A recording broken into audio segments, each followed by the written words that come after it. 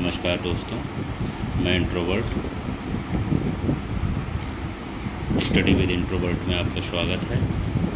मैं आज से एक नए वीडियो के साथ, एक नए टॉपिक के साथ आपके आज एक वेन आरेख चार्ट सदृश परीक्षण में आपको बताऊंगा इसमें कैसे कैसे क्वेश्चन आते हैं और कैसे कैसे इसको सॉल्व करना होता है। ये बहुत ही एक इम्पोर्टेंट टॉपिक है जो किसी भी एग्ज़ाम के लिए आपके लिए लाभकारी होगा। इसमें बहुत से बच्चे फंस जाते हैं किसी भी एग्ज़ाम में।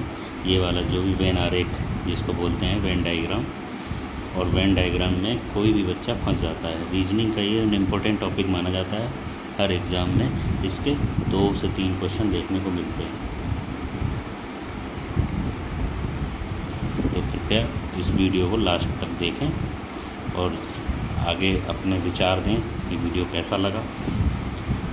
हम आपके लिए नया वीडियो बना के लाते रहेंगे, कोशिश करेंगे आपको ज़्यादा से ज़्यादा समझ में आए।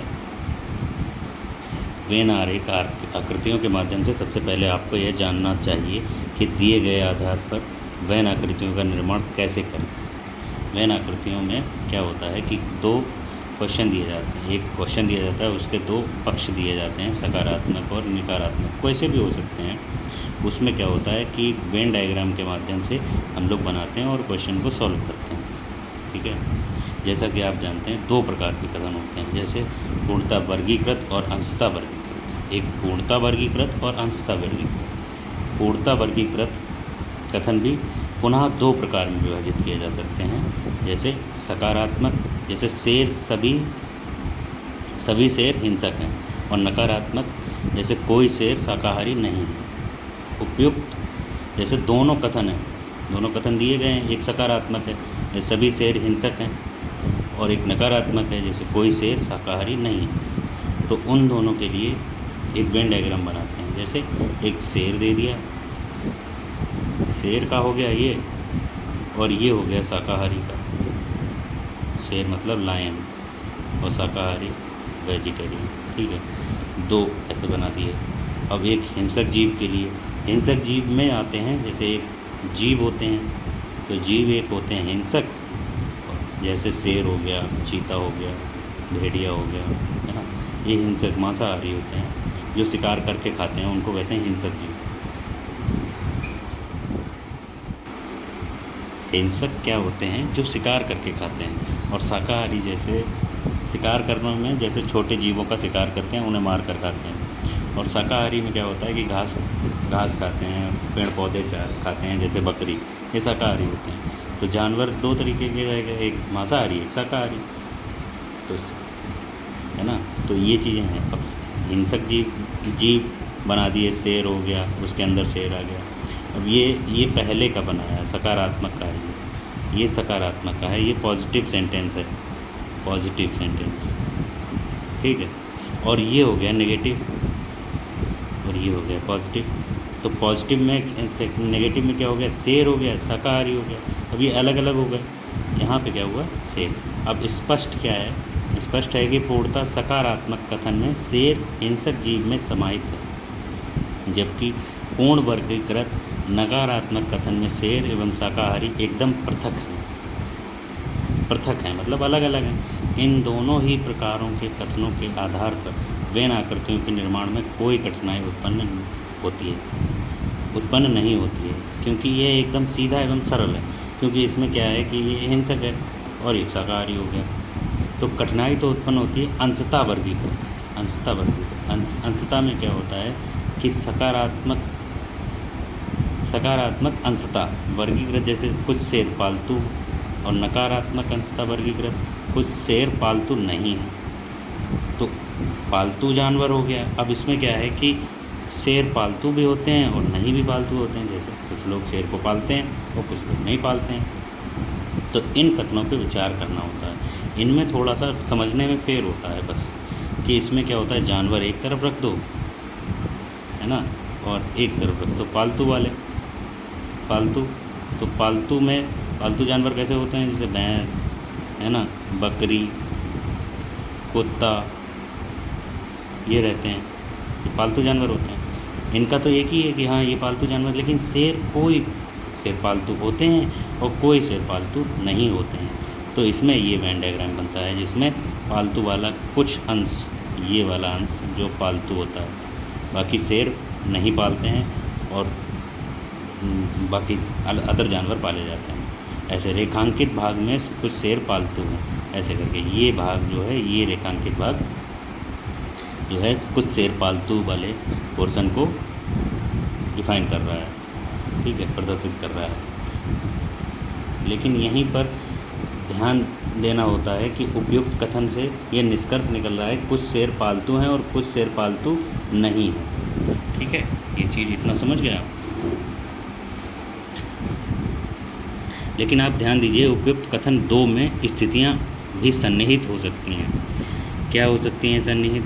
कुछ शेर पालतू हैं और कुछ शेष शेर भी पालतू, कुछ शेर पालतू हैं और शेष शेर भी पालतू, समझ रहे? और शेष शेर, जैसे कुछ शेर हो गए, जैसे 50 शेर हो गए, जिसमें क्या है कुछ शेर, जैसे मान लो 10 हो गया, 2 हो गए, है ना, ये जो है पालतू हैं, और बाकी बचे वो भी पालतू हैं, मतलब पूरे 50 पालतू हैं। तो पालतू की कैटेगरी में जैसे पूरे पालतू वाले जानवर रख लिए, उसके अंदर आ गया लाइन पूरा, तो पूरे शेर जितने 50 हैं तो 50 के 50 पालतू हैं। इस आधार पे हम लोग वेन डायग्राम बनाते हैं, है ना, इस आधार पे हम लोग वेन डायग्राम बनाते हैं। समझ में आ रहा होगा आपको, आशा करता हूँ समझ में आएगा। कुछ पालतू जीव शेर हैं और शेष पालतू जीव भी शेर हैं, जैसे भेड़ बकरी कुछ भी हैं, तो वो कह रहे हैं कि कुछ पालतू जीव शेर हैं और शेष पालतू जीव भी शेर हैं, अर्थात सभी पालतू जीव शेर हैं। इस आधार पर निर्मित, जैसे अभी ये बनाया वैसे ही ये बना, तो सभी पालतू जीव शेर हैं, तो पालतू तो इतने रहेंगे ना, पालतू शेर, सारे जानवर तो शेर नहीं हो सकते ना, लेकिन पालतू जीव शेर हैं और सभी जीव पालतू नहीं होते हैं। इस वजह से शेर ऐसा कर दिया बड़े में, शेर पूरा बड़े में, और पालतू जीव। यही चीज़ समझने वाली होती है कि क्वेश्चन में कहना क्या चाहता है, वाक्य में कहना क्या चाहता है। कहना ये चाह रहा है कि कुछ पालतू जीव शेर हैं, पालतू जीव ये हो गए पूरे, और क्या है, शेष पालतू जीव भी शेर हैं। तो पालतू, अभी पिछले हमने समझा था कि कुछ जानवर होते हैं वो पालतू होते हैं, कुछ जानवर पालतू, कुछ शेर पालतू होते हैं, कुछ शेर पालतू नहीं होते हैं। ऐसे ही पालतू में इसमें कह रहा है कुछ पालतू जीव शेर हैं, जीव की बात कर रहा है वो, तो शेर हैं और शेष पालतू जीव भी शेर हैं, तो पालतू यहाँ पे आ गया और बाकी सब शेर हो गए। ये ऐसा वेन डायग्राम करता है। अब इसमें कह रहा है, आपने देखा होगा कि एक ही कथन 3 प्रकार से वेन आकृतियों का निर्माण किया जा सकता है। एक ही कथन से 3 प्रकार की वेन आकृतियों का निर्माण किया जा सकता है। आप इन सभी संभव स्थितियों पर विचार करना होगा, अन्यथा निष्कर्ष में त्रुटि आ जाती है। आपको 3 तरीके से वो देखना होता है कि स्थिति क्या बन रही है, कि पहले क्या स्थिति में वेन डायग्राम बनता है, फिर दूसरे क्या स्थिति में वेन डायग्राम बनता है। सारी स्थिति को आप आकलन करें, उसके बाद में आप बनाएं। अब इसमें कह रहा है कुछ शेर पालतू नहीं है, कुछ शेर पालतू नहीं है, तो देखिए शेर अलग कर दिया, पालतू अलग कर दिए। अब कुछ शेर, ये वाला पोर्शन जो पालतू नहीं है, ये वाले वो कुछ शेर पालतू नहीं है और शेष शेर पालतू हैं, है ना। तो ये वाले जो हैं, ये कुछ शेर पालतू नहीं है ना, और शेष शेर पालतू हैं, तो पालतू ये वाला शेष शेर पालतू हैं, ठीक। अब सभी पालतू जीव शेर हैं, ये वाला हो गया, सभी शेर ये हो गए सभी जीव, और कुछ ऐसे शेर हैं जो पालतू नहीं हैं, ये वाले, ये जो पालतू नहीं है और ये वाले जो पालतू हैं। कुछ शेर पालतू नहीं है और शेष शेर भी पालतू नहीं है। अब इसमें क्या कह रहा है कि कुछ शेर पालतू नहीं है और शेष शेर भी पालतू है। इसका वेन डायग्राम कैसे बनेगा, अर्थात कोई शेर पालतू नहीं है। तो इसमें क्या करिए, आप शेर इधर रख दीजिए लायन, और इधर कर दीजिए पालतू, ठीक है, ऐसे। ऐसे करके इस वाले स्थिति 3 का ये बनेगा वेन डायग्राम। इसमें शेर और पालतू अलग हो जाएंगे, समझ में आया? यहाँ पे आ जाएगा शेर, यहाँ पे आ जाएगा पालतू। ऐसे करके 3 स्थितियाँ हमने आपको बताई अभी, ठीक है। हाँ, अब क्या करना है, वेन आकृतियों का निर्माण कर लेने के पश्चात 3 चरणों में विचार करके वेन आकृतियों के माध्यम से निष्कर्ष की सत्यता तक पहुंच सकते हैं। 3 चरण कौन से हैं जिससे हम निष्कर्ष की सत्यता तक पहुंच सकते हैं, ठीक है। चरण क्या है, सभी संभव वेन आकृतियों का निर्माण करना होता है। सबसे पहले क्या होता है कि सभी संभव वेन आकृतियों का निर्माण, जितनी भी संभव हो सकती हैं उनका निर्माण करता है। अब कथन 1 और 2 की संभव आकृतियों को निष्कर्ष वाली संयुक्त आकृतियों का निर्माण करें। जैसे कोई भी आकृति होगी, ये वेन डायग्राम बनाने हैं। अगर 2 कथन है, 2 में 3 अगर सेंटेंस, वो बोला सेंटेंस अगर 2 ही हैं और जानवर 3 हो गए तो 3 ऐसे बना देना है। अगर इनमें किसी में कोई कुछ भी कॉमन है तो तीनों कॉमन में मिला देना है ना, ऐसे करके। और अगर कॉमन नहीं है तो अलग अलग बनाइए, है ना। और ध्यान ये रखना है कि जीव, जानवर, जंतु ये सब एक ही हैं, लेकिन उसमें क्या होता है, शाकाहारी भी आते हैं, मांसाहारी भी आते हैं, सर्वाहारी भी आ सकते हैं, है ना। और कुछ जैसे तैरने वाले होते हैं, उड़ने वाले होते हैं, चलने वाले होते हैं, है ना। स्थल पे रहते हैं, हवा में रहते हैं, पानी में रहते हैं, ये सब चीज़ें अलग अलग होती हैं। यही वेन डायग्राम बताता है कि जैसे पक्षियों की बात करेंगे तो पक्षी कुछ उड़ते हैं, कुछ उड़ते हैं और कुछ वैसे मतलब स्तनधारी पक्षी होते हैं, जैसे चमगादड़ हो गया, है ना। जानवर होते हैं, जानवर सांप होते हैं, इन सब का अलग अलग तरीके से बताया जाता है।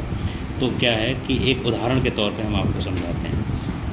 उदाहरण दिया गया है कि उदाहरण देखिए, कथन 1, सभी बिल्ली चमगादड़ हैं और सभी चमगादड़ मेज हैं, ठीक है।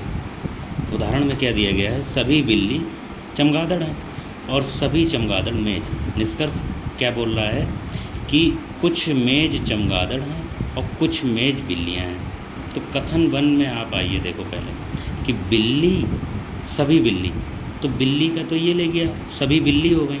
उसमें कह रहा है सभी बिल्ली चमगादड़ और सभी चमगादड़ मेज हैं, तो ये वाला बिल्ली हो गया, ठीक है। और ये हो गया सभी बिल्ली चमगादड़ हैं, तो ये हो गया सभी बिल्ली चमगादड़ हैं, चमगादड़ हो गया। इसमें कह रहा है सभी बिल्ली चमगादड़ है और सभी चमगादड़ मेज हैं, ठीक है। उसमें अब निष्कर्ष क्या कह रहा है, कुछ मेज चमगादड़ हैं और कुछ मेज बिल्लियाँ हैं।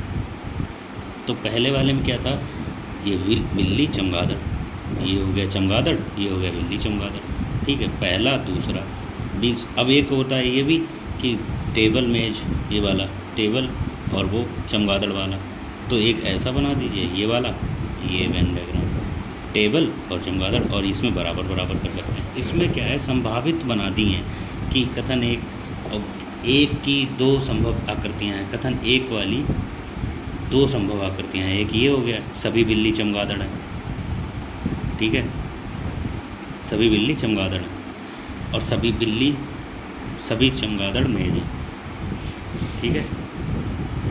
क्या कर रहे हैं कि सभी बिल्ली मेज, वो सभी बिल्ली चमगादड़ हैं और सभी चमगादड़ मेज हैं, ये वाला कथन 1 हो गया। ये कथन 2 हो गया कि कथन सभी चमगादड़ मेज हैं और सभी वो कुछ चमगादड़, सभी चमगादड़ मेज हैं, कुछ मेज चमगादड़ हैं और कुछ मेज बिल्लियाँ हैं, ठीक है। ऐसे करके बना दिया। अब क्या कह रहा है, अर्थात चमगादड़ का 1 भाग बिल्ली संभव है, सभी बिल्लियाँ चमगादड़ हैं, अर्थात चमगादड़ का 1 भाग बिल्लियाँ हैं, अर्थात आकृति 1 भाग बिल्लियाँ हैं, चमगादड़ का 1 भाग बिल्लियाँ हैं, ठीक है। अब क्या कह रहा है दूसरे में, बिल्लियों एवं चमगादड़ का भाग पूरी तरह से बराबर है। इसमें क्या है, बराबर हो गया, अर्थात दोनों भाग समान हैं, एक दूसरे से परस्पर समाहित हैं। इस आधार पर निर्मित आकृति विषयखंड, ये वाली आकृति हो गई। अब क्या है, कथन 1 की ही भांति कथन 2 पर भी संभव आकृतियाँ निर्मित हैं। अब कथन 2 पर भी संभव ये देखिए, इसमें क्या है कि कह रहा है कि सभी चमगादड़ मेज हैं, सभी चमगादड़ मेज हैं, सभी चमगादड़ मेज हैं, ये वाली चमगादड़ मेज, ये बिल्ली वाला, ये वाला पोर्शन है, और ये टेबल आ गई बीच में, ठीक है। अब ऐसे भी हो सकता है कि इसमें बिल्ली और वो चमगादड़ हैं, बिल्ली चमगादड़ बराबर हैं, ठीक है, और ये मेज वाला ऑप्शन हो गया। तीसरे में क्या कह रहा है कि कुछ बिल्ली, कुछ चमगादड़ मेज हो गई, है ना, वो कुछ मेज चमगादड़ हैं, ये मेज हो गई, कुछ मेज में चमगादड़ आ गए। इसमें जैसे एक ये वाला क्या था पहले, दूसरा कथन कि सभी चमगादड़ मेज हैं, सभी चमगादड़ मेज हैं, मेज में आ गए, ये मेज वाला रख लिया पूरा, ये टेबल हो गई, और ये वाला पहले वाला की यहाँ पे रख दिया, पहले वाला ये, ठीक है, बिल्ली चमगादड़ कुछ हो गया, ये दूसरा वाला टेबल, और वैसे करके रख दो बी और सी, ये वाला। तीसरे में क्या बन सकता है कि बिल्ली और टेबल, और यहाँ पे चमगादड़ रख दो, ये पूरा रख दो, ऐसे करके। अब इसमें क्या चौथा एक और वेन डायग्राम बनेगा, ये वाला हो गया, एक और वेन डायग्राम बनाओ, ये ऐसे करके ऐसे पूरा रख दो, इसमें चमगादड़, बिल्ली और मेज सब कुछ रख दिया, ठीक है, ऐसे करके रखना होता है। अब क्या है कि देखेंगे दोनों निष्कर्ष, कुछ मेज चमगादड़, कुछ मेज चमगादड़ हैं, ठीक है, तथा कुछ मेज बिल्लियां हैं, ठीक है, सभी संयुक्त आकृतियों में समाहित हैं, होती हैं। अब आकृतियों से स्पष्ट होता है कि सभी चारों तरफ से आकृतियां, ये दोनों निष्कर्ष सत्य हैं, ये दोनों मतलब निष्कर्ष सत्य हैं, ठीक है। अब क्या कह रहा है कि कोई आकृति किसी निष्कर्ष को गलत साबित नहीं कर रही है। अब इसमें देखो कोई भी आकृति गलत साबित नहीं कर रही है किसी भी तरीके की, ये भी बनाया, ये भी बनाया, ये भी बनाया, ये भी बनाया, ऐसे वेन डायग्राम कोई भी आकृति सही से मतलब किसी को भी गलत नहीं साबित कर रही है, ठीक है। आप वेन डायग्राम देख रहे हैं कि सभी आकृतियों में से कुछ मेजों का हिस्सा चमगादड़ में अवश्य सम्मिलित है, ठीक है, सम्मिलित है। इसी प्रकार सभी आकृतियों में मेजों का भाग बिल्लियों के भाग में सम्मिलित है, तो दोनों ही निष्कर्ष सही होते हैं, दोनों ही निष्कर्ष सही बैठ रहे हैं। तो ये वाले ऐसे, इसका आंसर क्या देना होता है कि सब दोनों जो है निष्कर्ष ये सही है, ये भी सही है, कुछ में चमगादड़ ये भी बिल्ली है, क्योंकि ये हमने आकृति के अनुसार जो है निकाल दिया है वो वेन डायग्राम। इन दोनों निष्कर्ष में प्रथम निष्कर्ष सत्य है तथा दूसरा असत्य होता है। निष्कर्ष में क्या हो गया, हाँ हमें निष्कर्ष देखना है ना, तो कुछ मेज, इन दोनों में से कुछ मेज और ये वाला, ठीक है। तो क्या कह रहा है इन दोनों में कि इन मतलब आंसर यही देना होता है ना कि कौन सा निष्कर्ष सत्य है या असत्य है ना। तो इन दोनों निष्कर्ष में प्रथम निष्कर्ष सत्य है तथा दूसरा असत्य है, दूसरा वाला असत्य है। क्यों? क्योंकि प्रथम निष्कर्ष में सभी आकृतियों के अनुसार सत्य है और द्वितीय निष्कर्ष में केवल चौथी वाली, कौन सी वाली, ये वाली चौथी वाली जो हमने बनाई थी एक, ये वाली CBT, द्वितीय कुछ मेज बिल्लियां हैं। तो इसमें क्या कह रहा है, कुछ मेज बिल्लियां हैं, मेज ये है, इसमें कुछ मेज बिल्लियां हैं और कुछ चमगादड़ हो गई, क्योंकि चमगादड़ भी तो है ना, इस वजह से ये वाला ही सही बैठ रहा है। बाकी जो कह रहा है कि बाकी जो है असत्य है, ये वाली जैसे कुछ मेज, ये वाले में क्या है, कुछ मेज पहले दूसरे तीसरे में इसमें देखो कि कुछ चमगादड़ हो गए, है ना, कुछ ये चमगादड़ बिल्लियां हो गई, है ना, और ये वाले में DBC पे इसमें ये वाले में कि कुछ चमगादड़ हो गए, है ना, ऐसे करके आंसर होता है। तो आशा करता हूँ कि आपको ये वेन डायग्राम कुछ समझ में आया होगा, और हमने पूरी कोशिश करी है समझाने की।